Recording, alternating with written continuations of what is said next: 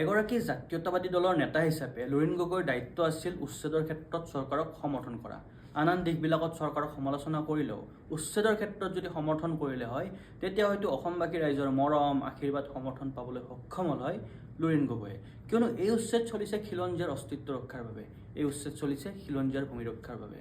কিন্তু লুৰিণ গগৈয়ে সমৰ্থন কৰিব দূৰৰ কথা, আন কিছুমান কথা কৈ এক নেৰেটিভ বিল্ড কৰিব চেষ্টা কৰিলে যাতে বেদখলকাৰীসকলৰ লাভ হয়, যাতে উচ্ছেদ অভিযানত বাধা দিব পাৰি।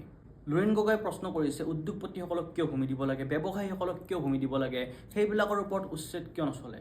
আৰে ব্যৱসায়ী বা উদ্যোগপতিক ভূমি দিলে অসমৰ লাভ, অসমবাসীৰ লাভ। ইয়াৰ ফলত অসমে ৰাজহ পাব, আমাৰ নিবনুৱা যুৱক যুৱতীসকল সংস্থাপন পাব। কিন্তু মিয়াই দখল কৰিলে আমাৰ কি লাভ হ'ব? তেওঁলোকে আমাৰ মাটিত বেদখল কৰি, আমাৰ মাটিত অবৈধভাৱে থাকি আমাৰ এই অস্তিত্বৰ প্ৰতি দেখোন ভাবুকি আনিব।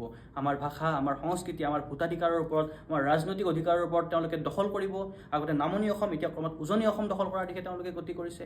সেই মিয়াবিলাকক অবৈধভাৱে বেদখল কৰি থকাৰ কেনেকৈ জাষ্টিফাই কৰিব পাৰে লুৰিণ গগৈৰ দৰে জাতীয়তাবাদী নেতাই?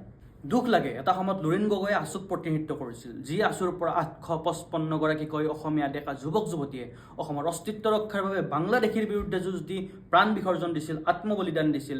সেই আছুৰ মজিয়াৰ পৰা নেতা হোৱা লুৰিণ গগৈয়ে আজি বংগমূল্যৰ সুৰক্ষাৰ কথা কয়, বংগমূল্যৰ সুৰক্ষাৰ বাবে নেৰেটিভ বিল্ড কৰে।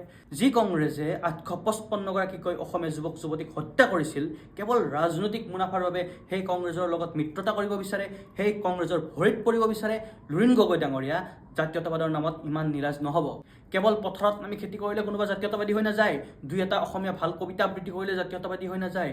জাতীয়তাবাদী হ'বলৈ জাতিৰ প্ৰতি দায়বদ্ধ হ'ব লাগে, খিলঞ্জীয়া জনতাৰ প্ৰতি দায়বদ্ধ হ'ব লাগে, অসমৰ মাটি, অসমৰ ভাষাৰ প্ৰতি দায়বদ্ধ হ'ব লাগে।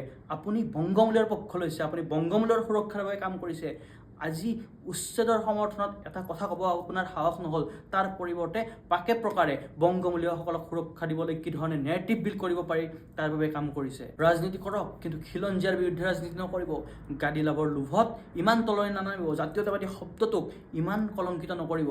আপুনি ৰাজনীতিৰ নামত এই যি কংগ্ৰেছৰ ভৰি চেলেকি আছে, ৰাজনীতিৰ নামত এই যি বংগমূল্যৰ পক্ষত কথা কৈ আছে, অসমবাসীয়ে কিন্তু সকলো চাই আছে। অসমবাসীয়ে আপোনাক কেতিয়াও ক্ষমা নকৰে, মনত ৰাখিব। শুধৰণিৰ এতিয়াও সময় আছে, নিজকে শুধৰাবলৈ চেষ্টা কৰক। ধন্যবাদ।